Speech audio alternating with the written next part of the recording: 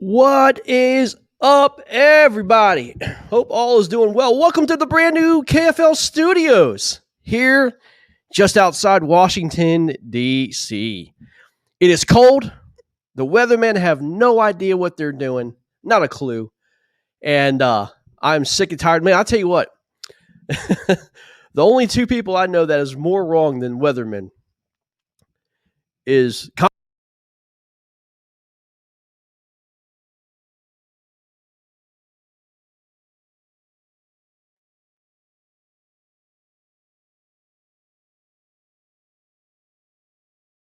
oh, there we go. Testing 1, 2. There we go.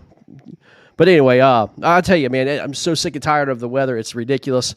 But hope all is well. Well, as I said, look at the new studio. It's really, really cool, and really excited about it. And got the KFL South over here, and the KFL North right here. I should be on now, right? All right. Give me a little thumbs up. Should be on now. Anyway, my apologies.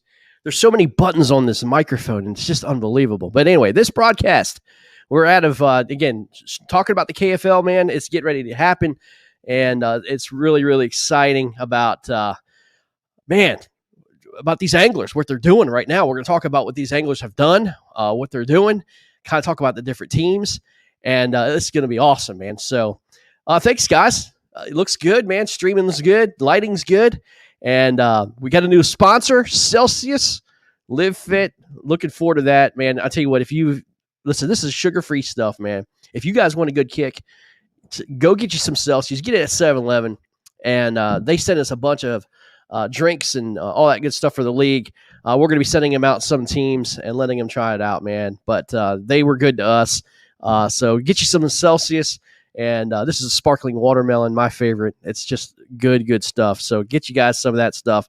Again, it's no sugar, but man, I tell you what, I'm a big coffee guy, and I love the kick of coffee. And this stuff is way better than coffee. I'm telling you, if you want to perk up or maybe a pre-workout drink or whatever, man, this stuff is just amazing. I know some of the gyms have that, and it's going to be good. So we want to kind of come on tonight. Here on Friday night, let you guys see what we've got going on. And we're going to be kind of talking. This is kind of like what we're going to be doing, like do little pregame interviews and postgame chat and everything else that's going on. And man, we want to talk to some of our anglers and talk about just basically fishing, man. There's been let me just say this. Me personally, there's a whole lot of casting, a lot less fishing. I tell you what, I've never struggled so much this early. I've struggled personally. It was bad, man. I went down to Kissimmee and then went to Lake Seminole, which is a lake that I cannot stand. But anyway, man, it's just I struggled, and I did a whole lot of casting, a whole lot of moving, covered a lot of water, and got slimed one time. So terrible. I suck, man. I absolutely suck. So I'm going to have to bench myself when it comes to Washington Warhawk. I keep on hitting this stupid button, but I tell you, it's going to be interesting. So, hey, listen, I got a special guest for you. Y'all ready for this? Check this out. Special guest with his new setup, Marcus Coates. What's up, baby? What's up, baby? You sound fantastic. Dude, I gotta say, I absolutely love this setup. I can't tell you how much I appreciate it. It's definitely a game changer. It's going to be a game changer for broadcasting for this entire season. So it was something we needed, and I mean, as you guys can tell, it's a lot better. 10 times better. Sounds good, looks good. I'm excited, man. I cannot wait. We're excited. Todd Patrick's gonna be coming in here, here shortly. But man, I just want to I'm very excited about this setup. Let me just say this: we opened up the KBBT membership I guess it was a couple days ago. And I promise you, we reinvest every little last bit of what the membership holds into what we do. We're not here to make money or anything like that. We're here to just provide as much content and entertainment as we can. And I will tell you that these setups that we have, new technology, the lighting, the microphones, the computers, everything that you guys invest into us, we invest into you guys back. And we're trying to make this the best we can. We're still rookies and all this. But, we've gotten some good advice and we've seen some things. We've talked to some people that kind of do this on a professional level. And I think we've upped our game. I can remember I was looking at some of the first broadcasts that we did, Marcus. And, man, it was a turd show, but we were putting it together, man. And it worked. It seemed to work pretty good, man. Hey, man, we got in all to it late in the game, so we threw it together best we had. But new year, new technology, new adaptation. So we've stepped up our game because we realized the anglers that we provided a series or circuit as you would for. They really brought their game last season, and we wanted to make sure that we give you guys the respect and the ability to show you guys and your attributes to the sport off the right way. So across both platforms. Now we can do that on a more professional tone. Well, Mr. Todd Patrick, how you doing, sir? I'm doing all right. How are y'all? Sounds good, man. Sounds good. Well, guys, we're going to kick this off real quick. Man, last week was a big event for Hobie. It's the Hobie's Open. We had a lot of KFL players and anglers down there. And, there was a lot of talk about the KFL. And I had an opportunity to speak, some people that were not a part of the KFL, just kind of asking questions about what was going on. And, I was looking at the leaderboard, after day one. And then, man, just look, guys, I fished that lake.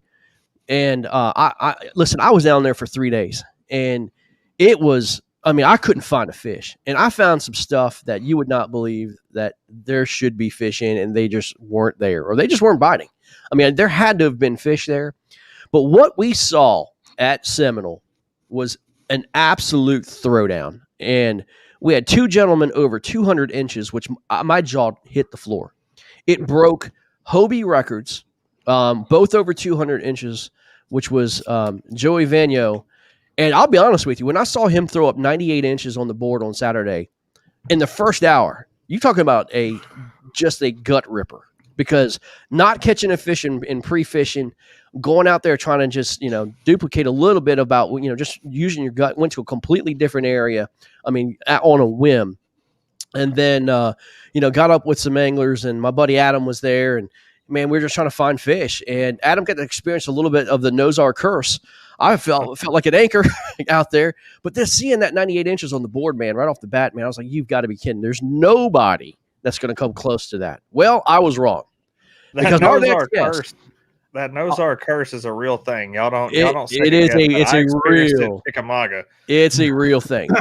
But our next guest laid down the hammer at Seminole, and he is a proud member of the Lone Star Bandits, the winner of Seminole, Mr. Brian Howell. What is going on, sir? Wow, man. Dude, what an honor.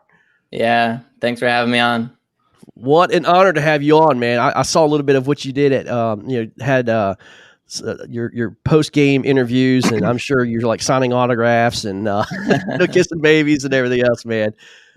But Brian, man, welcome to the show, man. Welcome to the KFL, brother. We're so happy to have you and be a part of the Lone Star Bandits. And nobody really understood who Brian Howell was. And Marcus kind of, told me, he goes, man, guess what, man? This guy named Brian Howell's going to, I said, Brian Howell in Texas. And, I kind of knew a little bit about you, man, and your name. But now everybody knows your freaking name, dude. What a show, man. What a show, dude. Thank you. Thank you. Yeah, I feel like, some people kind of sort of knew my name before, but now they definitely know. So I got to ask you a question, man. I saw a little video of Joey Vagno, man. He went on live on Sunday. Did you see this video? I might have. I'm not sure. I saw a few different videos. I don't know if that's the one. He's in his kayak. I shared it in our group chat. Yeah, he's in his kayak. He's feeling a little confident. He's got 103 inches on the board. And, he's talking a little smack. So, this little kid, throws up 101 inches and blah, blah, blah. He lays down 103 inches on Sunday. And he rightfully so, man, felt a little confident, coming out, man. And, I was like, man, I hope Brian has something for him because, I don't know Joey. I just don't know him. But I was rooting for you, man, because you're about the only person from the KFL that I knew was even close to the guy. And I was like, Marcus, we got to have this guy just destroy him. But I guess you were in a position that you didn't have service or whatever. I kept on waiting and waiting and waiting. But dude, let's start from the very beginning, man. Look, let's talk. Like you didn't have. I don't think you pre-fished much, did you? I pre-fished for 2 days. I was there for 3 days, but I only decided to pre-fish for 2 days because I was confident in what I had. I decided just to take that Friday off to kind of relax, let my legs rest, so I could feel good about the tournament going in on Saturday. And I just felt like if I found anything else on that Friday, that it would have just be kind of a waste because I wasn't going to fish it anyway. So I just fished those 2 days. Those 2 full days, fished them hard. So I guess what kind of made that area that you fished? You don't have to say the area that you did fish, but what made that area that you pre-fished, look so good to you, man? What kind of things were you looking at? Honestly, everything pretty much at Seminole looks good. It's just where you get bites, basically. I went back, I fished a bunch of different areas, and then I went back in this little backwater, and it was kind of a far pedal. So last year, it looked good on the map to me, but I never fished it last year when I went. Right. Because I don't know. Sometimes you see those far spots, like it looks really good, but do I want to pedal all the way there just off a chance, maybe? Right. So I went back in there and was just fishing around. I honestly wasn't really feeling it that much. I was like, I kind of maybe just wasted my time coming over here. And then I decided, you know what, screw it. I'll just go all the way to the back.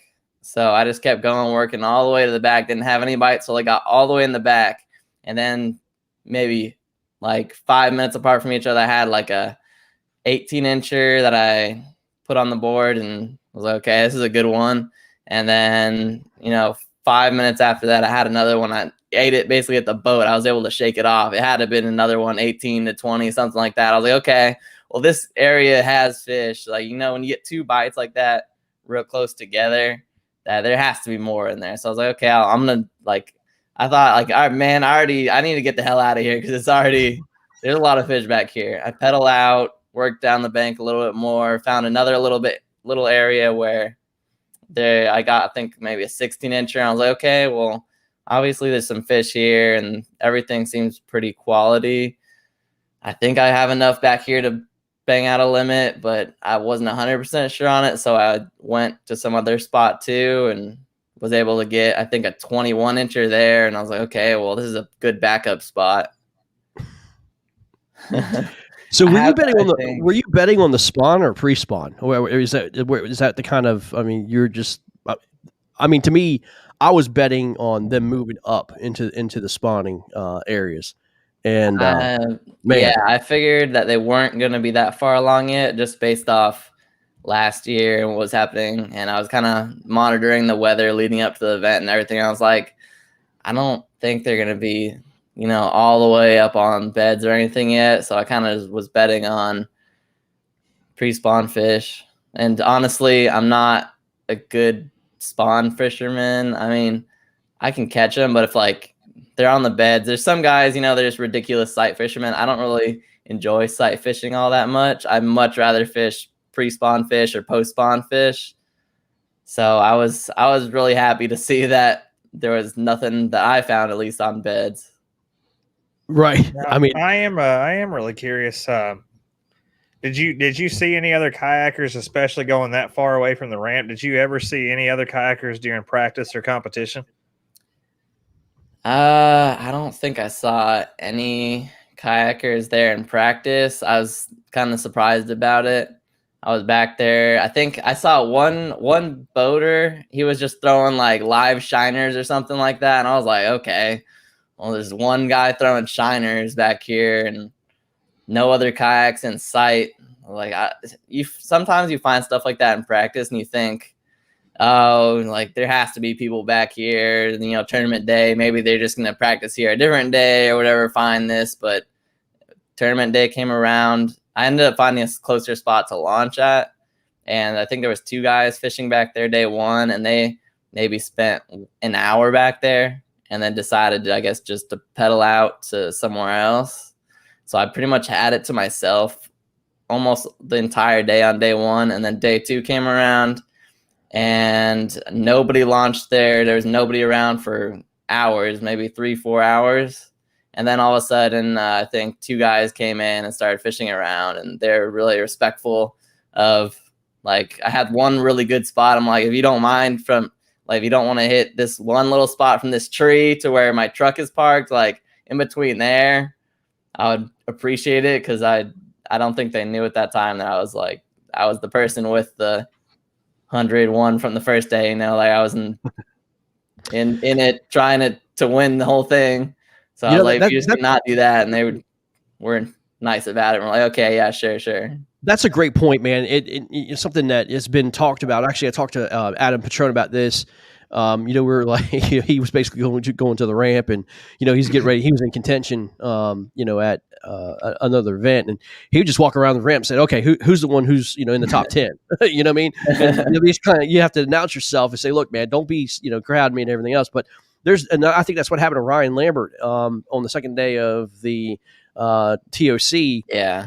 Somebody was trying to, fish his spot and everything else. There has to be some kind of, etiquette. I mean, to be honest with you, I didn't even fish on Sunday. I had one fish to my name, and, people are like, well, don't give up and everything else. Listen, I didn't give up. I want to be respectful for the people who are, fishing that area that I knew that I was fishing in, that it could be very well an area that they want to fish. Maybe those fish moved up, but I don't want to encroach on that stuff. You know what I mean? If I'm out of the tournament, I'm out of the tournament, man, And so I think there is an etiquette that there has to be an etiquette in tournament fishing. If you're further on down a leaderboard, man, guys like yourself who tore up the first day, you should have first rights to those spots. Yeah, definitely. And part of it too was that they weren't there day one either. It's like, it's one thing if we kind of both shared an area on day one, but if you weren't even there the first day and I had it to myself, it's like, you'd think that they would at least be pretty nice about it. Like, okay, like I don't know where they were fishing, but you'd think that they would. Most guys are nice enough, but there's some guys that are kind of. There's some guys that are just flat out tools, man. Yeah. But all I want to say is we went to being, as a whole, as one of the most talked about teams for, for other teams to smack talk and all this other stuff. But as soon as they announced Hal's name as the winner of Seminole, I haven't had one message from any other team owner or anything. I mean, Hal pretty much single-handedly just said, y'all want to smack talk? I'm just going to go cash $10,000. Have a good day. Yeah. And, well, they turned tail and run on that one. Oh, absolutely. Absolutely. Brian, I got a question, man. So I laughed my butt off when I heard you say this, man. I was talking to Marcus right before they announced during when they announced your name and everything else, and you were talking about the baits that you were using, and here we are, like the only thing we could catch anything on was a freaking wacky worm on a bank. I mean, it was a joke, it was that desperate. Yeah. But I laughed my butt off when you said, hey, I threw a jackhammer.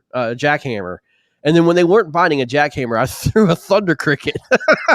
It's like, man, this guy is a chatterbait man. I mean, that's all. Is that something is that all you throw, or are you? I mean, do you have a little bit more, lures in your tackle box? It's my favorite bait. I will say that. I definitely throw a lot of other things. I did. It's a $9,600 bait, right? Yeah. I think I caught 3 fish the entire tournament on a red lipless crankbait. Right. And then everything else was on either the jackhammer or the thunder cricket. Honestly, those 3 things are my favorite things to throw. And they tend to be baits that get bit extremely well during the pre-spawn. So the tournament kind of lined up well for me. Yeah, no doubt, man. Well, dude, I'm going to tell you, man, that was impressive, man. I mean, putting up and averaging over 100 inches in a live event like that at Lake Seminole, when it was tough, man, I'm going to be honest with you. I mean, look, 3/4 of the field didn't catch a limit. It was really rough conditions. 35 or 38 people didn't catch a fish. The cold fronts moved in. We had rain. But man, you stuck them, man. You found that area and you stuck them, and dude, you performed like like no one else has ever had in the Hobie division, right? In the Hobie tournaments, man. It's got to feel great. So, with all that being said, man, what's your next event that you got coming up? Are you going to fish Lake Fork here in Texas? Yeah, I'll be there. I live like an hour from Fork, so I can't ever not hit a Fork event. It's not my Brian favorite. Howe is your favorite at Lake Fork, y'all. Brian Howe is your instant favorite. But so I got to ask you about KFL now. I mean, this is the KFL kind of podcast, and we're talking about. But what intrigued you to join this league, man? I mean, what intrigued you to be? This is something's different. It's a team event. It's it's a little bit different from what you're used to. But what intrigued you to get into the KFL, man? Honestly, like you said, it's something different. I was like, this sounds interesting. And I kind of like the fact that maybe say you have somebody on your team really good at one thing, that they can fish that event and you can sit that out. And then say you're really good at something else, you fish the next event, and you just always are going to have 4 hammers always thrown down on a lake on each team. Every single one. It's going to be, I'd like to say it's going to be a slugfest, but you never know. Conditions could be tough.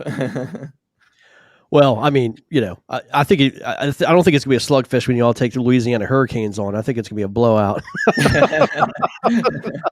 I mean, if we're being honest here, though, I don't think it matters which 4 people you put on a water. Is anyone ever really going to be better at Brian Howe than doing something? Oh man, he's proved a lot, man. I mean, but just remember, dude, you could catch all 10 fish and be the top 10. You could take this whole thing yourself, man. It's your top 10 fish for the team. So any one angler or 4 anglers can do it. But that's what I like about it. We're banking on, Greg. Thanks for figuring out our strategy. Yeah, exactly, man. Well, I mean, so Brian, have you ever played team sports? Yeah, I played a little bit of baseball and hockey. I played, a year of basketball when I was growing up. I wasn't like the greatest, most athletic person, honestly, but I played a little bit of sports. My parents made me play. Well, no, I mean, that's good. I mean, there's a social aspect of it, and learning how to be a good teammate and cooperate with others. There's a lot of things that goes into just a team, just, more so than just the wins and losses. But, I was telling these guys, there's something about putting on a uniform that has your name on the back of the jersey, a number that you represent, a town that you represent, a state that you represent, and being able to go out with your buddies and defending home field, as well as going to somebody else's house, and beating the tar out of them on their house and making them cry. You know what I mean? That's what I kind of came up with, with this whole KFL thing. I mean, look, man, we're fishermen. You know what I mean? This is typically an individual sport, but I think combining that kind of mentality and attitude, and then having the 17 teams sign up, man, there's a lot of buzz. There's a lot of people looking at us. It is awesome to have you a part of it. It brings legitimacy to the league.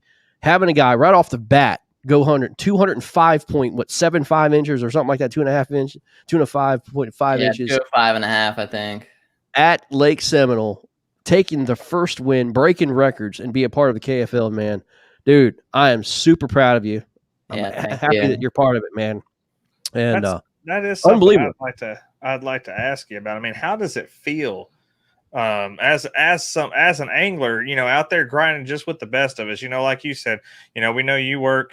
You have a job in an old lady, having to go out there. You got 3 days to pre-fish and put a plan together for a 2-day tournament. You go out and you single-handedly not only win the event, but bring home the biggest total that's ever happened in Hobie.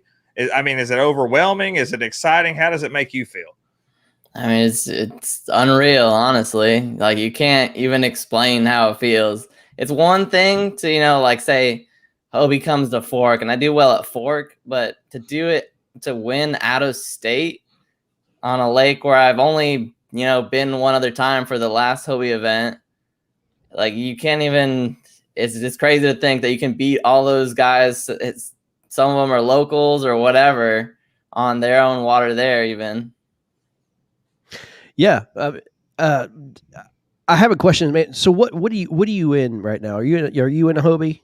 Yeah, I fish out of I think maybe 5 months ago I got a Hobie Pro Angler 360, but I had an Outback before that, so I've been in a Hobie for not a long time. I haven't even been kayak fishing a long time, honestly. But the last like 2.5 years, I've been in a Hobie. So how many sponsors have already contacted you yet? I've had a couple people, but honestly, not. I'm still. I need some more sponsors for sure. Y'all hear that now? Come on. I mean, this guy just broke records. They should be pounding down your door, some man. products and everything, and build a relationship with a few companies. That'd be nice. Yeah, well, you know what, dude? I don't think it's a one-hit wonder, man. I don't. What you did is, I mean, I don't think it's a one-hit wonder. I think you are a, I think you could win a AOI, man. I really do. I think you could take this from wire to wire, man. That would be huge, Yeah. But your schedule just got much more filled, didn't it? Yeah, definitely. I'm gonna have to fish some more events. I will say this: in the home Louisiana event, Brad Case just announced that he will be your Huckleberry. So, as being a part of the Lone Star Bandits, it's going to be fun to watch Hammer versus Hammer, watching Brad Case go at it with Brian Howell on Louisiana's home lake.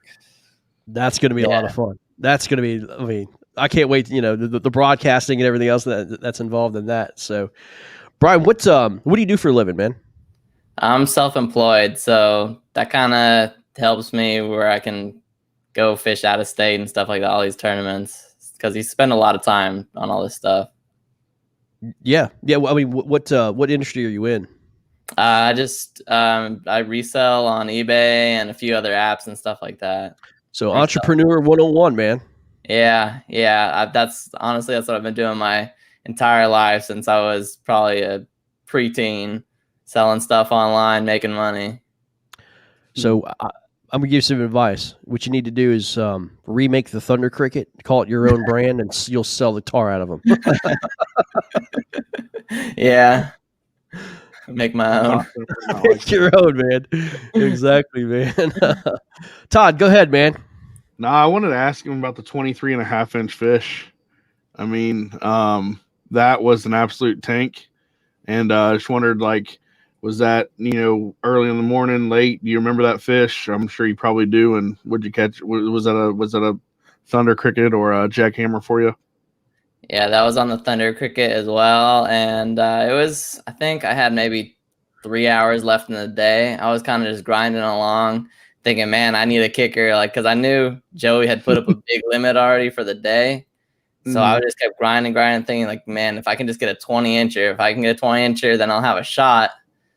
And then that one finally bit, with 2 or 3 hours left in the day. I was screaming.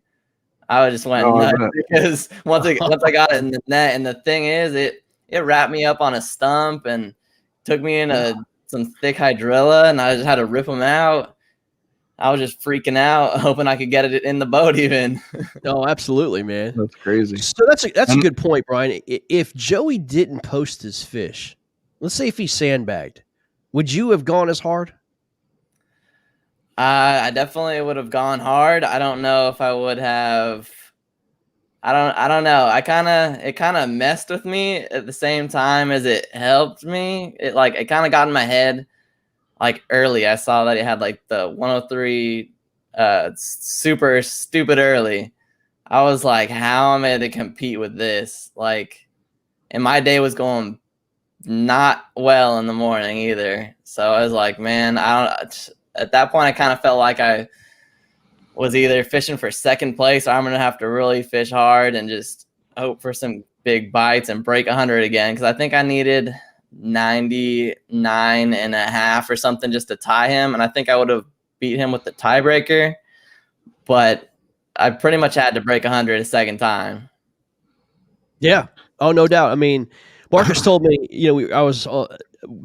me and Adam, we paddled 8 miles in the rain trying to find fish. And we didn't We ended up at a ramp we didn't even start at. We had to ask for help to go get our kayaks. It was so bad. And Hey, I did that in practice. yeah, I mean, it was like, help, we're not going another 8 miles back, man. So it was brutal, but it was one of those things, man. It was a terrible event for us, but we were talking, man, and I was sitting there thinking, man, this guy put up this much, this many fish there early, man. It's going to be interesting to see how this goes back and forth all day long, man. And I was like, man, I wonder, if Brian, obviously, I think you're in a spot you didn't put your fish in, but Marcus we're talking as I was paddling back, and we're like, he said that you were on him. He said you crushed him, but it was really unknown if you at that time had enough, Yeah, nobody knew what I had. Like I could have skunked for all anyone else knew, honestly, because I really just wish I would have phone signal so I was trying to at least submit, something, like at least if I could submit one of my big ones and then just get people like talking about it, like, oh, he just put up a 21 and that's all he's put up. Like, does he have more? I tried so hard to submit something, but it wasn't going through. Yeah, man. I had confidence, but man, you were making me nervous there at the end of it. Good gracious. Yeah. That's crazy. Brian, I got 2 things for you, man. All right. After day 1, going into day 2, knowing, you and Joey are going at it, what is your mindset to go in to day 2 after day 1, after seeing what the field's got going on? Where's your mindset at? Does that jack with you? Does it get you pumped up? Can you sleep at night? Like, what was going on with you? It was a little bit hard to sleep, and honestly, my mindset was just to go out there and get 5 again, because the weather and stuff kind of changed a little bit, and I was a little bit worried about not being able to catch a limit, but I knew if I went out there and at least caught a limit, I would guarantee myself a check, no matter if I had a limited dinks or a solid, nice limit, whatever. I was shooting for like 95 at least. That's what I thought the night before, to at least have a chance at winning. And if I broke 100 again, then so be it. But I wasn't going out there with the expectation. I feel like Joey went out with the expectation of breaking 100. I didn't go out there with the expectation that I was going to break 100 again. Like, I thought maybe it could happen, but I didn't think it was that likely that it was going to happen. That was, as I say, that was crazy, man. I mean, yeah, that's awesome. One other thing, and this is something where I went live during the Hobie event. I mean, during the KBF event. It was something that I kind of talked about in the live. I think that sandbagging actually, I feel that it has a place in the sport for the anglers and the mindset and the games that you can play, or maybe you can get a guy to kill off of his spot. Now, as for us that are watching the event, obviously we want to see everything that's going on. So we want, to encourage everybody to bring them fish out. How do you feel about sandbagging? Do you feel like it's part of that it has a place in the game, or do you feel like everybody should just go ahead and just, put all their fish out? I mean, it kind of does have a place. I don't do it personally ever unless I don't have phone signal, just because I think it makes it a lot more interesting if you're submitting throughout the day. People can follow along, other competitors can see it and kind of, you can psych them out or whatever, depending on if you're or not. Yeah, and then another thing I was going to say is, like, you see Joey throwing up that huge limit. So you know that you got to chase something. If he was to hold off and only put up like 88 inches, you might not have made that next couple of casts to try to upgrade a couple more inches before you're into your day. Do you agree with something like that, since you're like in that situation, or do you disagree?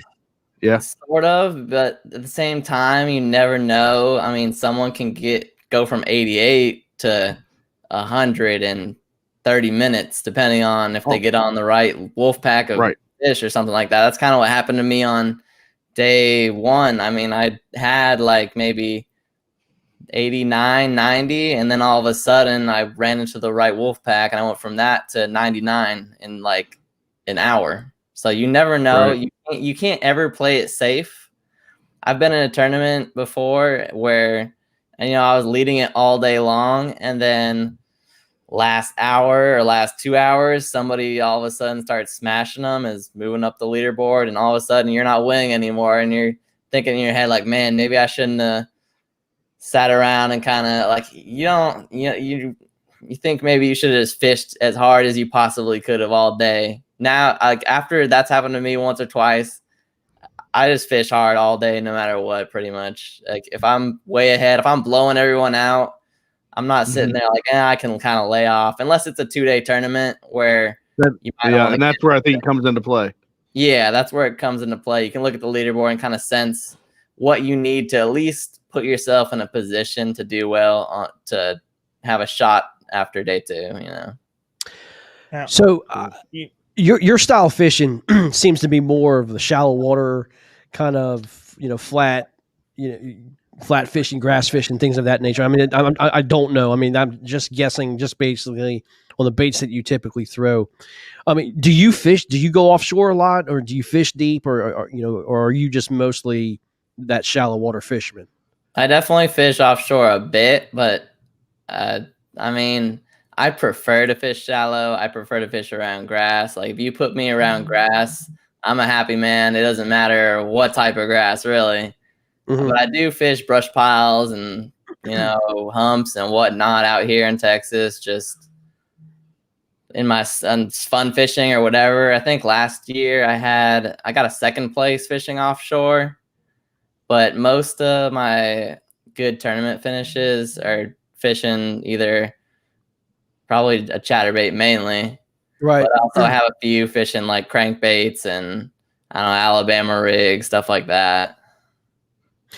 I was watching Fish the Moment with that guy Johnny, whatever his name is, out of Oklahoma, and he had some pretty interesting statistics. There's a video about 2 videos or 3 videos ago, and he said he had taken stats all the way from I guess it was like 5 or 6 years. He talked about the different tournament anglers and how they fished, where they caught the fish, and what kind of baits that they used, and the winning baits and strategies that they used to win those tournaments. Now, we're talking about tournament fishing only. Now, we're not talking about fun fish or anything like that. But he said,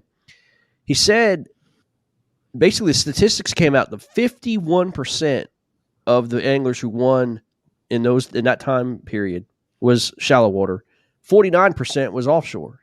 So it's a half and half deal. I mean, you can win both. Now, I was also listening to Bradley Holman talk about basically the people that were going out there with their electronics and trying to graph, and I guess the anger about how technology is increasing with the live scope and the 360 and everything else that's going on. And Bradley Holman I kind of the same way. I was like, man, this technology is getting out of control. I mean, it's kind of like video game fishing a little bit. But then he said something kind of just made me kind of think a little bit. I'm a shallow water guy. I'm a bank beater. I like shallow water flats. I'm a grass guy too, and I'm not really good offshore. I will do it every once in a while, but I'm not skill set on the electronics. But Bradley brought up a great point. He said, "Why are we complaining, especially if you're shallow water grass fishermen, when now you're taking half the field off your bank and putting him into the offshore, and it leaves." and he leaves, basically now splits the field in half. And now all those people that, we're fishing the shallows are going offshore graphing. And that's a great point when you're tournament fishing. You get a little bit more meat on the boat. You get a little bit more area to work, right? Yeah, I'd never thought of it that way. That actually makes a lot of sense. I mean, when I think about it, like I've my buddy on his boat, he has Humminbird 360. I haven't used Live Scope yet, but the 360, it's awesome. Like you can see exactly what's down there. You can see the fish moving around. I've had it before where we pull up on a spot, you put the trolling motor down, you look at the 360, and you see a school of bass just sitting on a hump. Like, okay, well, it's just cast right on that hump. You know exactly where they are on the hump. You're not guessing like, oh, are they on this part? You don't even have to drive over the hump to even graph it. You just pull right up next to it. If you say you had found it previously or whatever, you just put your motor down and like, okay, they're right there. Yeah. And I think, I don't know, the technology is advancing, and I think there might be at some point where we're kind of like, this is too far, but I think right now it's not. It might be reaching the point where people beyond, if we get anything beyond what we have, that they're going to be I don't know, it might be too far, but I think right now it's okay. Well, my question is, I mean, is that technology really necessary on kayaks? Necessary? No, but it definitely helps you. It's definitely an advantage. I wouldn't say if you had the option of having 360 on your kayak and not having it, or live scope and not having it, I would definitely have it. Yeah. But you don't need it. By no means do you need it. I've seen plenty of guys without a graph even just go out there and smash them. I've seen guys in, Pelicans out there with no graph, nothing, just beat everyone else's heads in. Right. Well, I mean, I guess most kayakers, I would say, when we fish these events, I mean, look at your Russ Snyders, your Drew Gregory's, I mean, yourself. These guys are looking up, going down creeks, and I mean, they're going down mud holes, trying to find these fish. And as far as I know, the 360 doesn't work when it's a foot deep. You know what I mean? It doesn't work, right? And majority kayakers, I hear this all the time. I mean, I was yelling at this guy. He was literally in a swamp, basically standing up with a paddle and literally like mud bogging through the mud. He goes, man, I wish I had that live scope. For what? What do you need a live scope for, man? You're fishing in mud. Yeah. It makes no sense. People just want to have it because they have it and they see it on TV. And they're sitting there going, man, I got to have that. I got to have this. It's going to make me a better fisherman. No, it's not. It's not necessarily going to make you a better fisherman. You got to adapt to what you are best fishing. You know what I mean? Yeah, definitely. It's going to make you more technology reliant. Yeah. So I think that doesn't improve your fishing at all. I think that that's a misconception there for sure. It's just going to make you more technology reliant. Yeah. Well, and I mean, the cool thing about it is it kind of goes hand in hand with, what Brian was talking about earlier, especially with the KFL teams and having, birds of a different color of sort. A lot of guys, we do have several people on our team that have absolutely mastered. I mean, some people know how to read sonar, and then some people are Jim Levere and Derek Miller. Yeah, it's a whole different ball game, and that adds a whole different style of technique, especially when you're going up against teams that puts you on a shallow water lake where that is irrelevant. But luckily we are fortunate to have put a team together that's got both sides. I mean, we got the guys that can go give you haymakers out deep for 9 straight hours, and we got guys that'll beat the grass until there ain't no grass to beat. So, I think that's very important when you were putting these teams together and getting people, on there that, you have that ability in there that, makes you a diverse style of fisherman. Not necessarily that it makes you better, but it does add a diversity and gives you an option to fish different water. And, I do agree with what Greg was saying too. I'm a shallow water guy. I don't run sonar on my kayak anymore. Why? Because it doesn't do me a whole lot of good in 2 and 3 foot of water. And that's where I like to fish, even when it's cold outside. So I don't run sonar on mine, but I'll still go up to the shallow and I'll give it everything I got. But you got Jim and Derek out there with 2 16-inch screens on each side of them, and they're down there watching SpongeBob watch TV on the bottom of the ocean floor. But I guess it just depends on what kind of angler you are, and I'm thankful that we have the best of both worlds on our Lone Star team. Yeah, definitely. It's nice. I think it just really, the main thing I can tell people is fish. Don't go out there. Say you're a shallow water guy. Don't go out to some lake expecting to go smash them offshore. Just fish your strengths. Fish your strengths, right? I mean, there's some tournaments like I could never win Kentucky Lake. I mean, I'm sorry. Ledge fish? No ledge fishing. I mean, that's just not something I enjoy doing. Thus, I don't fish Kentucky Lake. You know what I mean? Yeah. But like a Gunnersville or Chickamauga or something like that, man, or Potomac River or something, that suits my style. Those are the events I want to fish. You know what I mean? So sometimes you just got to put your pride aside and say, you know what, this is not for me, man. It's like I play golf. There's some golf courses that just suit your eye, some that just don't. You know what I mean? And I stay away from the ones that don't. You know what I mean? I think the biggest misconception in kayak fishing nowadays is these guys that do have the overpriced everything on their boat, and a lot of people see that and want it. guys, you don't need something expensive. When I started kayak fishing, man, I had an Ascend sit-in that had 2 rod holders in the back, and I thought I was the hottest thing since Wonder Bread. You don't have to have something expensive to be good in the sport. We all started somewhere. Not all of us started in a $2,500 plus boat. A lot of us were starting in $300 and $400 setups from Walmart and Bass Pro.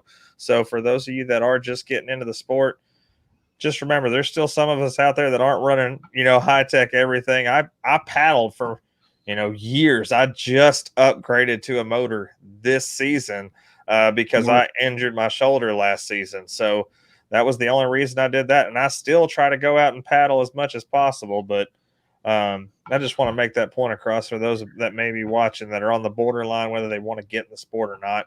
Come join us. It's a lot of fun at the end of the day. You do get a heck of a workout on a windy day. I'll give you that much, but you don't have to have an expensive boat to compete. That's for sure.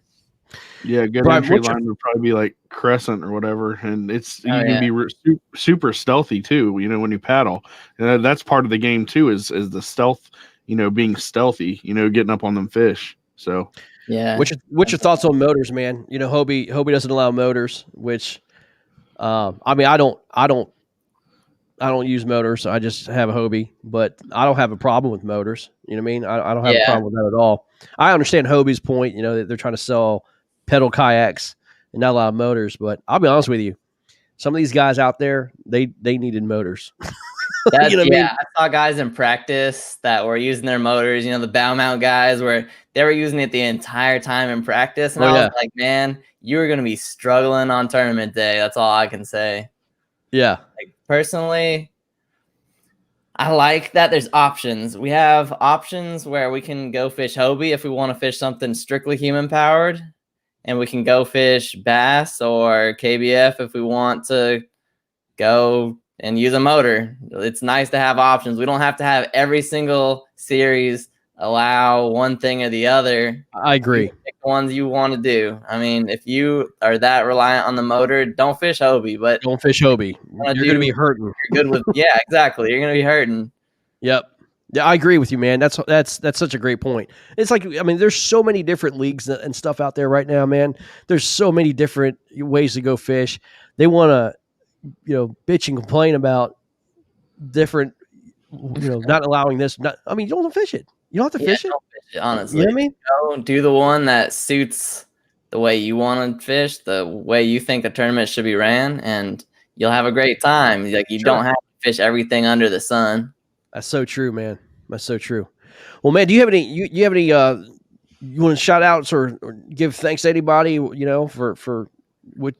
Who got you here or whatever, man. I appreciate your time, man. You spent a good 50 minutes with us, man. I sincerely appreciate it, man. I know it's a lot of time off your hands, but man, dude, go ahead, give a shout out to anybody you want. Shout out to my wife for always supporting me. Gotta always thank her every time. And some of my California buddies were a little salty last podcast I did, and they were upset. Listen, let me say this. I disagree. California anglers can definitely fish, bro. You proved that, man. You ever heard of Shane Lemlong or Lemlong, whatever his name is? I don't think so. Greg Blanchard, all those guys out there. Oh, man. Yeah. These guys can freaking fish, man. Yeah, they definitely can. Yeah. Well, anyway.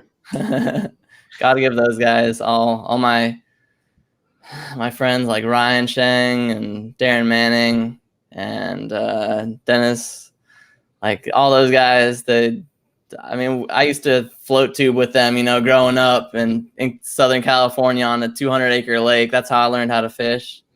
Yeah. And, I'll thank Dobbins Rods for making my chatterbait rod, the 736 CB glass. That's what I throw all my chatterbaits on. Very nice. Yeah, thanks for Hobie for having an awesome series. I think it's the best ran tournament series. Yeah, by far, man. AJ does a great job, man. Yeah, thank you. Yeah, he does a great job, dude. Well, congratulations, man. I want to let you know, man, we're proud of you, man. I was so rooting for you all the way through, and man, you put the hammer down, dude, and you showed everybody what you're made of and what everybody knows your name now, son. It's the real deal. And that's a record. That's a record that might stand for a while, or Fort could give it a run for its money. We're gonna have to see how that works out. Yeah, it's gonna be interesting. It's gonna be a good event. But congratulations on that one back-to-back 100 pluses, man. That's phenomenal. Yeah. Any potential sponsors out there, man?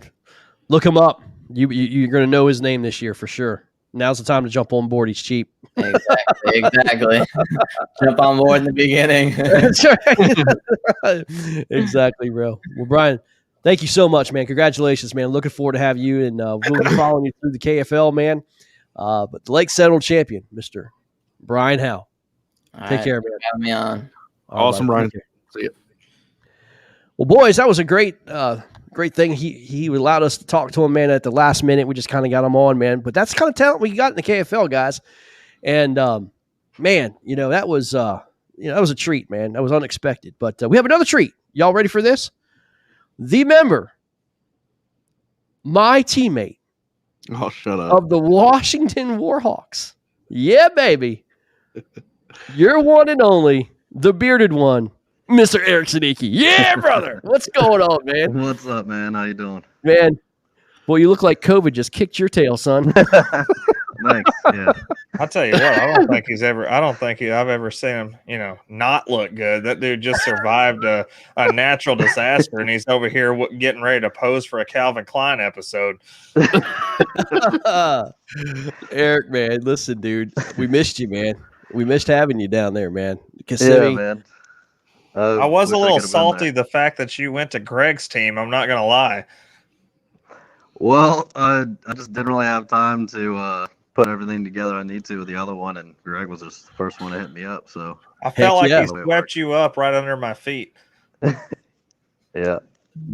Yeah, no, it's about Eric. Tell everybody what's going on, man. I mean, they haven't seen you in a while. I mean, if you want to get personal, that's fine, man. But tell everybody what you've been doing, man. Oh man, it's been a long break.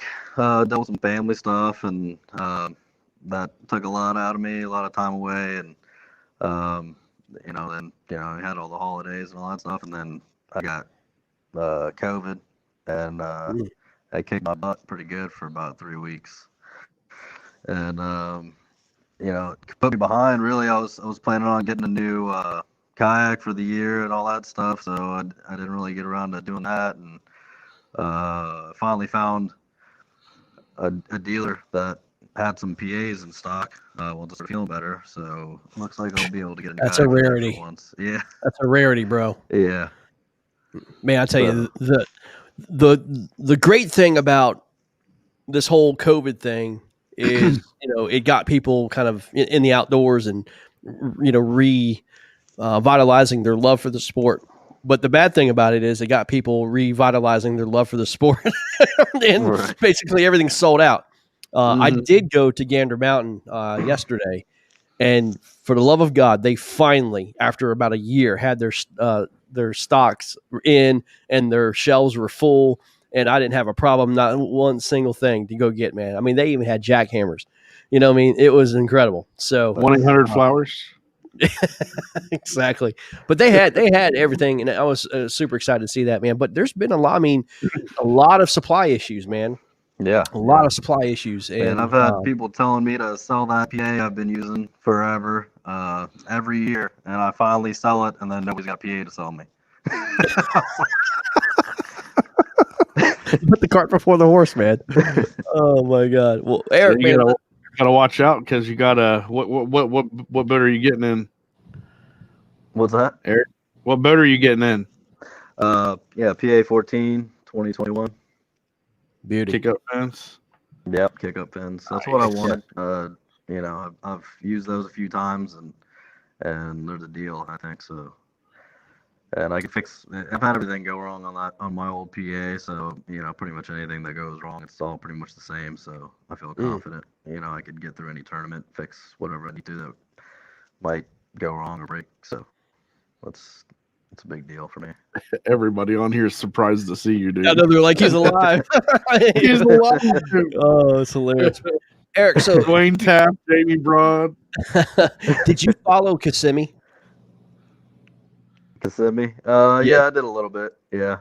It's hard to watch anything right now, not being able to fish. I know, You know, man.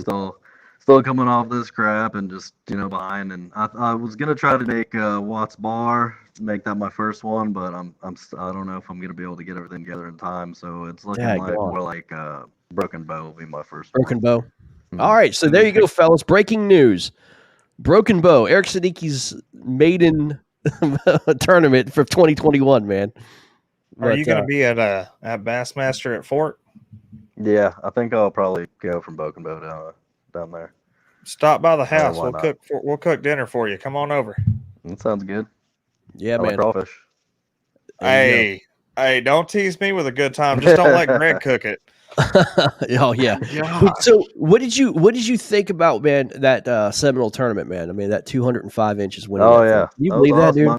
When I was there last year, it was pretty rough, and honestly, I busted 3 drives on that first day, and I was out of it. I did too. You know, I couldn't do anything, so I wasn't sure if I wanted to fish it anyway this year, just because I know how rough it could be on stuff.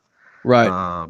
But I saw it had some potential, and you know, talking to a lot of locals, it seemed like that was on fire the week before. But it seemed like everywhere you go, they always said, "Oh, you should have been here last week. You should have been here last month. Should have been here last year." It's like always the wrong time. So, but it seems like they hit it right, and it looked like it was on fire to me. Yeah, I mean, it was on fire for some. Yeah, right. You know what I mean? For some, I mean, the ones who found the wolf pack, so to speak. But man, it was the same old Seminole, man. It was almost a repeat of last year, man. Honest to God, it was the same old, man. But it was tough. Now Kissimmee was a different story, man. Kissimmee, you know, pre-fishing for Kissimmee was interesting. Pre-fishing for myself was amazing. It was. Throwing up some hot bags, and I thought I was going in there confident, and then the cold front came through on Thursday and kind of shut the fish down for us on Friday, and Saturday was going to be a crapshoot, man. And you know, you got to go with where you caught your fish. And my fish were just completely gone. I mean, gone. I was punching deep grass, and man, they just either they were there, they just weren't biting, or they were just gone. And I think we caught like the very first end of the spawn. That in the beginning of the week where we start busting them, and then they just took off and they're gone. Now the ones who did find them, you know, I think that what's interesting about Kissimmee is the chain itself is, you know, you have every lake is different, right? I mean, every lake in the Kissimmee chain is completely different, which I like about it, but it just doesn't fish all the same. You know what I mean? You have grass flats on some, and you got, you know, you can punch in some, and then you got offshore in some, and it was just a weird event. But it just seems like the cream always rises to the top. You know what I mean? You know, Russ Snyder's wins day 2 of the trail. Conrad Benetti Conrad Benetti actually showed himself, did well. John, is it Fiore? Is that how you pronounce his last name? Fiera. Okay, Fiera. Ferreira, yeah. John Ferreira from Massachusetts Maulers. He's another KFL guy. You know, he wound up winning the trail event in the first KFL trail event, which was great. And then you had the 10, and I think we had 4. Is it 4 or 3? I think it's 3. Kenwood, Derek Brundle, Matthew Conant. It's 4. They're all on the same team. Yeah. Kenwood, Derek Brundle, Matthew Conant, and then we had Adam Patrone. Part of the 10, and you know, it's going to be terrible when neither one of those teams make the playoffs. Just absolutely heartbreaking. But it was, of course, rooting our guys on from the KFL. Got to meet a lot of people over at Kissimmee. Conrad was an absolute superstar. Used to seeing people were like, you know, wanting to have his autograph, take pictures, and everything else. And I'm like, oh my God, you know. But he was great. Had a great time with him. And man, I was rooting for him to get in the 10 house, but it was a great event, man. I have to say this, man. You know, everybody kind of poops on KBF, and man, Chad Hoover. But I'm gonna have to say this, man. I'm gonna give him props, man. That was a great event, and I think it's the opening of our kayak season. I call it the Daytona 500 of the kayak season. You know, it's kayak season when we're at Kissimmee, and it was great, man. it was a great event. And, I just want to say publicly, thank you, Chad and Christy, for putting that on. Thank you, Kissimmee, for being hospitable. And man, what a tournament, man. It was everything that you wanted. The northern guys showed up. Some of the southern guys did well. A lot of the Florida guys didn't do well. But it was a really good tournament, man. And anyway, it was, I'll tell you this Thursday, I think that's the day that Russ flipped his kayak, and it was about the same kind of conditions on Sunday. And man, it was just challenging. But hey, that's what we do. We love the sport. It's a little bit dangerous, but that's what we do. You know what I mean? We go out when they say go out. You know what I mean? But anyway, Greg, real fast, I was just going to say before I forgot, because you know me, I'm like a cat, and every time I see a ball of string, I focus on something else. But, while you are giving shout-outs, I did want to say KFL related, Indianapolis Knights, if any of you guys out there did a freaking awesome live interview of all their team talking about the strengths and everything last night. Matt Linseman jumped on there talking a little smack. I'm sure that Jason Cassidy's going to take him out before out behind the picture scenes. But all you KFL members out there, go over and check out the Indianapolis Knights page on Facebook. They did a great job doing a team interview last night. They did, and we encourage all the teams to do something like that. Get your content out, man. Well, Eric, we got you on, man. We'll talk KFL with you, bro. We were trying to get a team with you together, and it just didn't happen because obviously you had a situation going on with yourself. But now you're part of the Washington Warhawks, man. When we first talked about the KFL, man, what was your thoughts, man? I know you're one of the hammers in the sport. What was your thoughts about it? Yeah, I thought it was an exciting idea, and thought it was a good way to potentially get some sponsors from outside of the sport, into the sport and different things like that, and kind of open it up to some of those other people, show them what we do, So those are the kind of sponsors I feel like we really need to take it to the next level. So that's what was exciting about it for me, really. One thing that was cool, man, we're already getting reports of a lot of teams that were able to get full-time rides when individually they were struggling trying to get sponsors, but yet this team atmosphere came on, and the guys like, hey, I'll sponsor a whole team, and they have a full free ride to fish with KFL this year, man. So that's pretty cool, man. And you could work off that for individual sponsors as well. But I think that it's a give and take thing, but it seems to be working for some of these teams. Right. My biggest thing is I'm just happy that Eric's on your team so he can bring up your one fish average.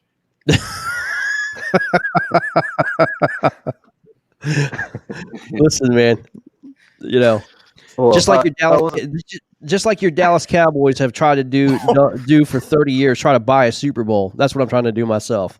Spoken like a true Bears fan. Buy a championship, man. Spoken like a true Bears fan. Well, man, Bengals would try to buy a championship. Ain't that the truth?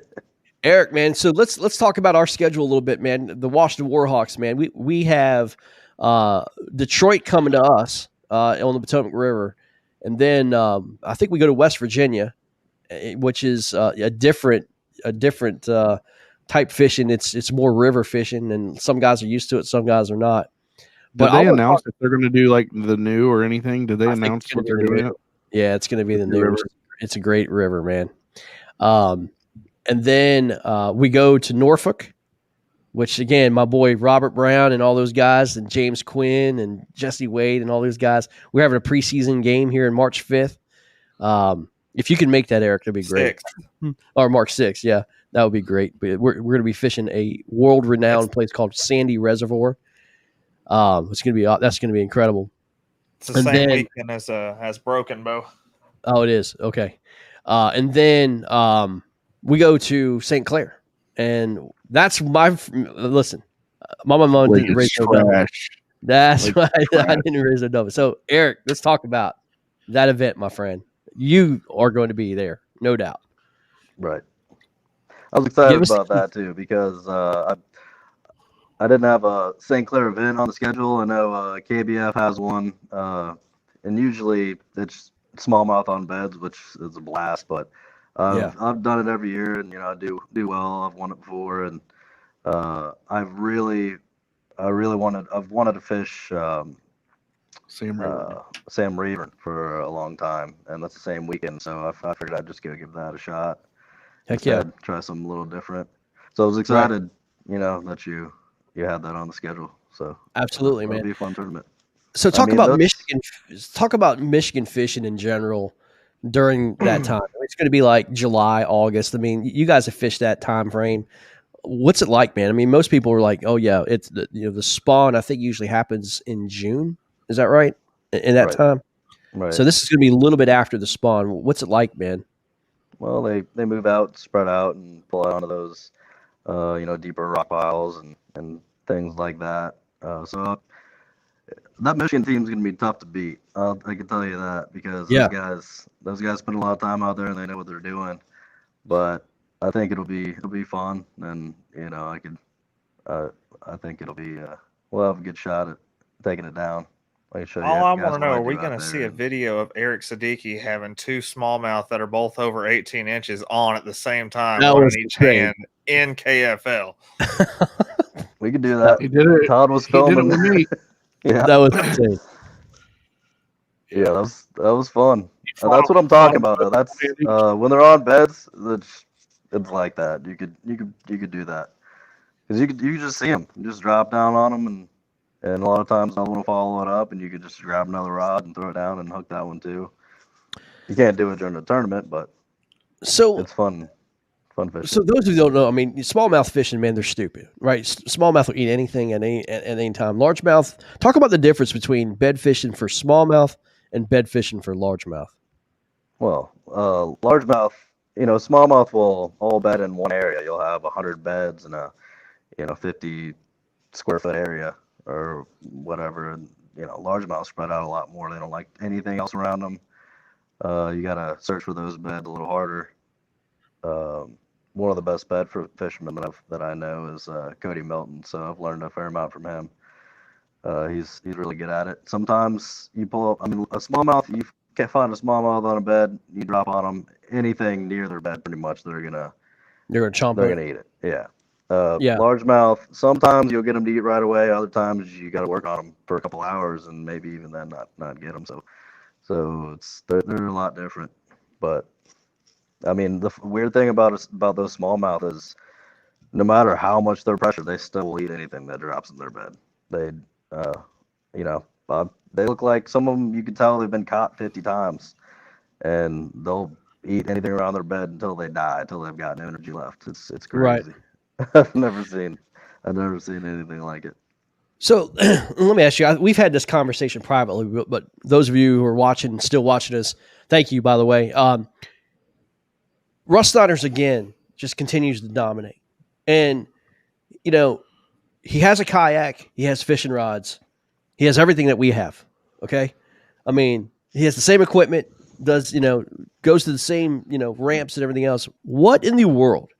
I mean, you're top 10, top, 15 fishermen, and you've proven yourself over the last couple of years. Man, what's the difference between a Russ Snyder's and yourself and a guy like Marcus? I mean, what's the difference, man? What is the key to consistently winning and consistently putting up big numbers in tournaments, man? What's the magic trick? What's the secret sauce?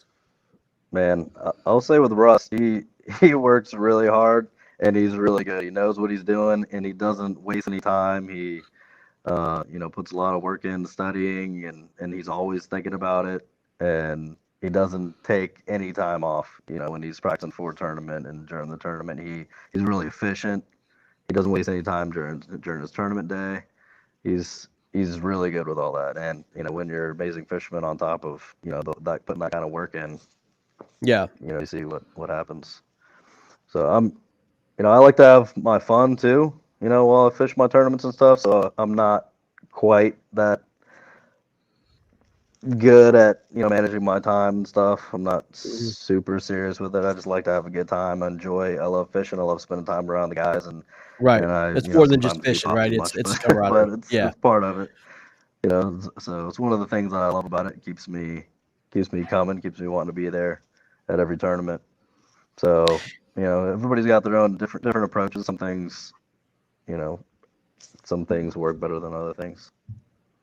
What's your style pre-fishing, man? I mean, do you go out? I mean, so what I mean by that is, do you go out, find an area, catch one or two fish, move on, and then you have A, B, C, D spots?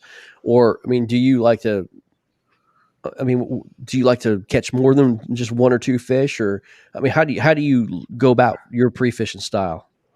I do that. Generally, I like to, find backup plans with, I'll find, my best area, but I like to have, places to fall back on within that area because I don't really like packing up and moving to another spot. So I like to, have other options in the area I'm fishing as opposed to other guys like, they just load up and head off to another completely different area of the lake or whatever. Right. So that's just the way I like to do it. Also, I would say I like to catch, the later fish, partly because I'm not really a morning person and I hate waking up early. So I'll sleep in and then I'll go and I'll figure if I can find some fish that I'll eat later. I don't have to worry about them eating in the morning. They'll usually eat in the morning. So if I can find some fish that I'll eat later, then usually the night's better in the morning anyway. So, but I don't know. That's just because I don't like it up early. Oh, I hear you, man. I hear you. So, I mean, are you more? I mean, I think more of you like a power fisherman. I think you said your favorite bait is like mine. It's like a white buzz bait, man. I mean, I love white buzz baits. But do you kind of work the water column, or are you mostly just top water, topper water fisherman, or do you like bouncing stuff off the bottom? Oh yeah, I love fishing off the bottom too. I've gotten a lot better at using my electronics over the years. So I love catching them on a football jig or Carolina rig, stuff like that. If I can, chatterbait is one of my favorites. If I'm fishing, middle of the water column or especially shallow grass and stuff, I love using the fluke caffeine shad's one of my favorites. Especially the bait stuff and that shallow stuff. And if you catch top one. Oh, I think we lost him. Can you hear me? Yeah. Okay, there we go. Yeah. Top water is the most fun. If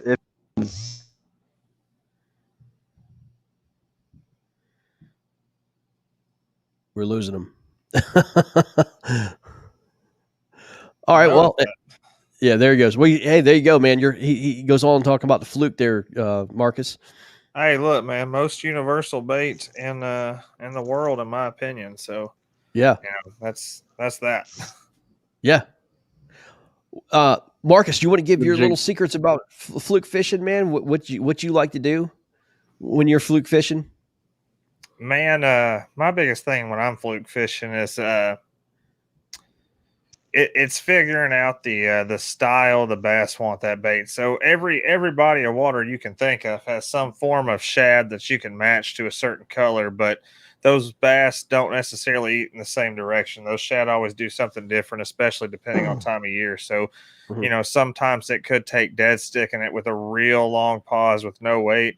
Other times they might want it to fall a little bit faster or, like a 3, 4, or maybe even a 5 twitch pattern. It's just once you've got that dialed in, at that point, then it's time to rip it. Sometimes I'll take the, Kevin Van Dam's approach and just rip it across the top of the water as quick as I can with a big old 6/0 hook and just to try to get some reaction bites. Other time I might just try to, dead stick it for 5 or 6 seconds. But my main goal every time I tie that fluke on, no matter what time of year, is to figure out the pattern the bass want it in as quick as possible. Yeah. Figure out how close to cover they are or how, spaced out deep they are. I mean, you were on camera with me last year when we were, I was out in 40, 50 foot of water throwing a fluke in the middle of nowhere with no structure around at all. But for some reason, there was a school of bass there. They were feeding, but they wanted you to throw it out there and just wait like you could count to 10 Mississippis and just automatically set the hook because they had grabbed it. But, you move it at 6 or 7 seconds in, they won't touch it all the way back to the boat. Sometimes it's weird like that. So just figuring out the pattern, I think, is the biggest go-to on it. Jim Capio, I think his name is, asked, what length size fluke do you throw? Well, I throw a lot of, the whack 'em and stack 'em jig and jerks. don't get me lying. I think it's I want to say it's about a 6-inch bait. You know, between a 4.5, 6-inch bait. Same style as the Zoom Super Flukes, and they've got a little bit more weight density to them, so they sink a little bit faster than Zoom does, and they're a little bit more durable. So, you know, that's one of those reasons that I use those is just because you can, you know, I like to throw mine weightless. I think adding a weight to it ruins some of the action in it. You can get a lot more wiggle and wobble out of that fluke without weighting it. So if you can get one of these custom made flukes that do sink a little bit more, you know, it does help you get down there. But, you know, those are my favorite. I think once you move up to the Magnums, which I believe, don't quote me, but I want to say they're 7 inches. Yeah. You know, I have thrown a Magnum fluke forever, and I just cannot get any consistency out of them. I like to stay a little bit smaller than that. I just don't like getting up in those huge fluke ranges. I don't think it does you any good. I mean, you might as well be throwing a glide bait. I think you'll get more consistency out of it. Yeah, if you're throwing a bit, yeah, exactly, big old plastic like that. Eric, other than the Washington Warhawks, man, out of the North, who would be your favorite coming out of the North to be into the championship? I know more of the guys on the Michigan team than any other, so I know there's some good fishermen on that one. So the Motor City Ambassadors, okay, and then out of the South. I don't know. I know that Florida team got some stakes on it. What's that? I know that Florida team's got some stakes on it.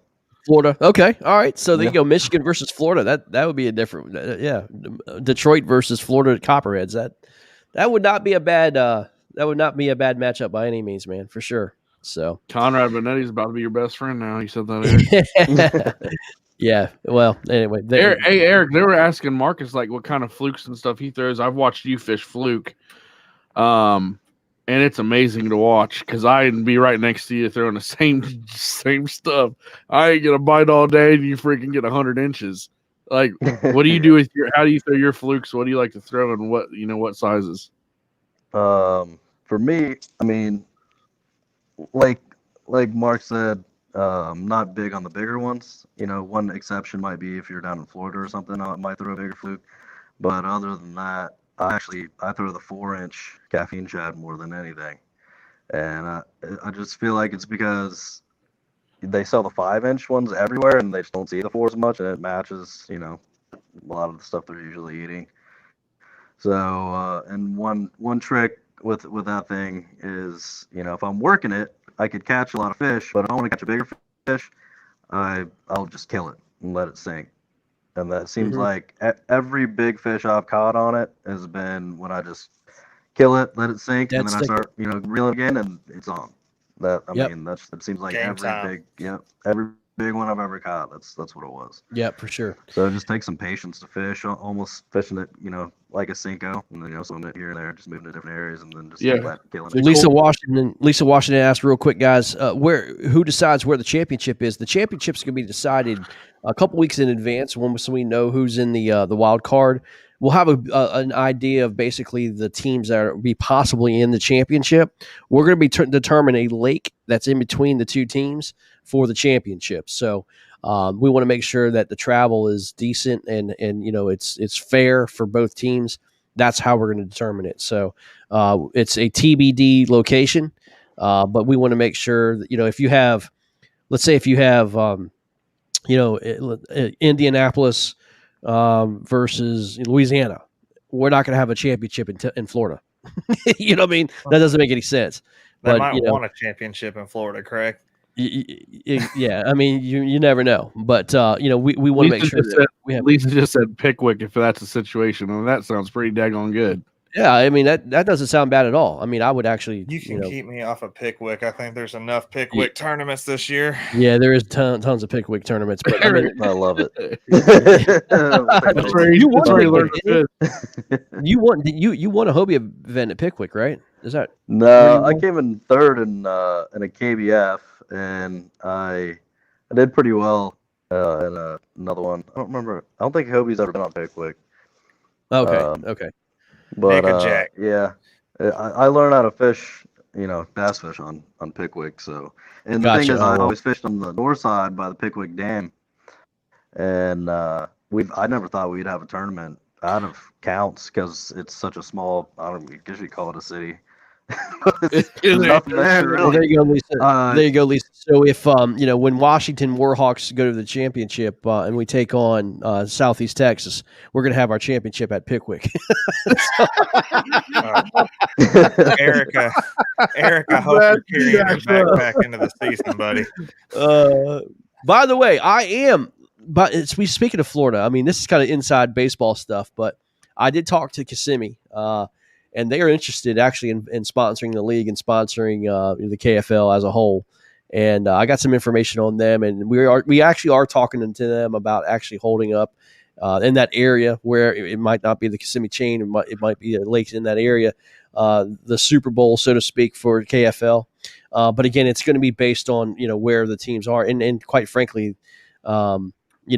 whoever gives the most money as a bid too. So they're throwing their names in the hat. I haven't discussed anything else with them, but if everybody's okay with that and they want to pay money to host the Super Bowl there, then we'll talk about it. But right now it's up in the air. But I think it's more relevant and fair for teams that are closest to each other or whatever, and just meet in the middle and just have a showdown right there, and the championship's done. So anyway, that's what we're going to do. But anyway, it's all good. I will say this too, guys.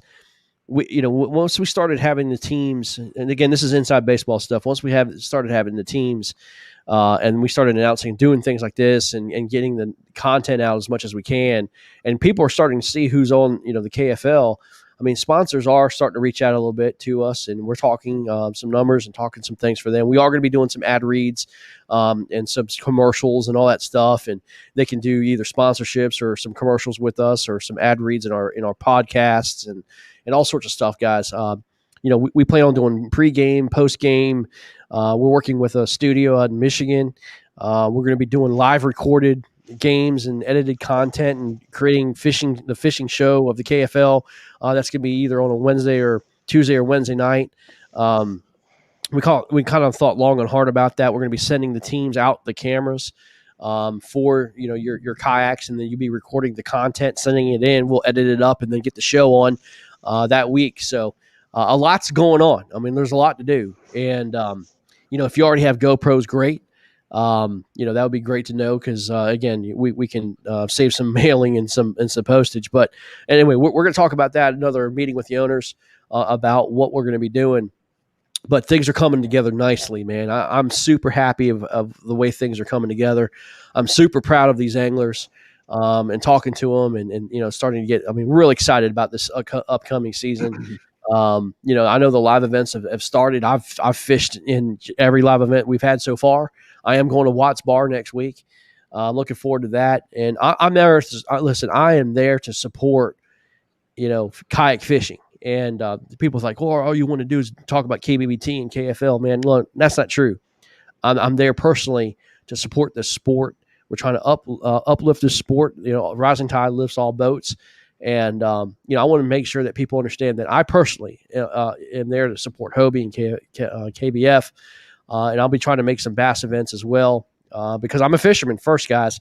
But I love this sport, and I'm trying to do everything I can to promote the sport. And I believe this is my vision, and I share this vision with several others. I believe in the next 5 years, you're going to see kayak fishing, especially tournament kayak fishing, on a level that might be as high as bass boat fishing. Now, you see, you're crazy. I believe bass boat fishing is eating itself to death. With the MLFs of the world and bass and them kind of conflicting with the bass masters. And I mean, they're just eating each other up, and people are starting to get a little bit irritated with them. And the cost of entry into bass boat fishing is at an all-time high. And then there's going to be some anglers that just cannot afford to put $40,000, $50,000, $100,000 into a season, but they want to fish. You're already seeing anglers like Mike Iaconelli not even fish this year. They're doing something else. And I think the barrier to entry to fish and competitively fish is the next step down, either John boat fishing or kayak fishing. But there's a lot of good talent that's happening here in kayak fishing. And man, I just want to be a part of it the best I can. And I think KFL is going to be unique. It's going to take this team atmosphere and bring this to another level. I think it's got a great future, and it's not has nothing to do with myself or any other person putting it on. That has to do with the angler. And if we can show that we're having a ton of fun, fishing and fishing to get to the best, and competing and putting up good numbers and good content, and not only not only showing how fish being caught, but how that fish is being caught, and representing yourself in a manner that's professional, in a way that is pleasing to the industry. I think people are going to start taking a look at what we've got. So that's what the whole thing about the KFL is. When you say, well, you can't call yourself a professional. Professionalism is not just being able to be the best of the best. Professionalism is acting in a way where people want to do business with you. That's what a professional is. A professional is acting in a manner that's respectful to the sport, that's respectful to other people, is respectful when kids are watching. It's respectful in a way that people be proud of, and saying that they can put that they're proud to have their name on your jersey. That's what professional fishing's about. And so that's what we're trying to do, and try to have this, the kayak fishing world understand what I mean by professional fishing. It is not just how you do on the water, but it's how you act. And we have some great fishermen, and I'm super happy about what happened. We already started off with Brian Howe, part of the Lone Star Bandits winning, the Hobie event in Lake Seminole, put on an absolute clinic. Guys, that's the talent we've got in this league. And you combine that with the other teammates that are involved in the kayak fishing league.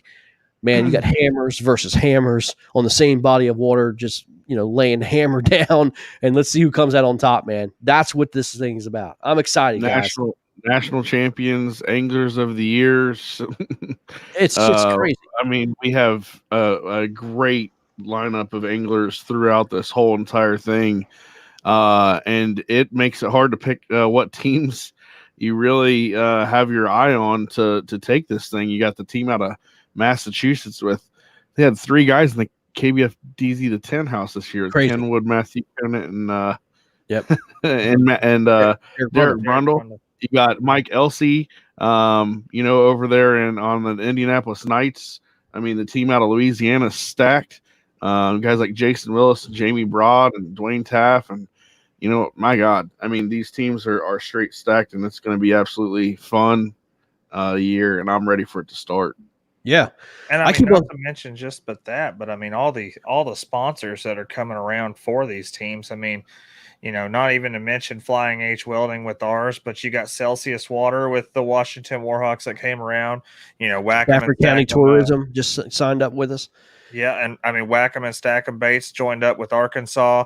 I know Matt Linseman has a bunch of different sponsors that he's got for the Michigan team. I mean, shout out to all those sponsor companies that decided they were going to take that step up and decide to do a team-based thing instead of just individuals. I mean, that goes huge all the way across the board, and we wouldn't be able to do this kind of thing without you guys. So all those sponsors that joined up on these KFL teams, big shout out to all you guys. Yeah. And again, if you're looking to sponsor us, you say, well, I don't have a big budget, for a couple $1,000s. Hey, run some ads with us. We'll do some ad reads, we'll give you a schedule on how that works out.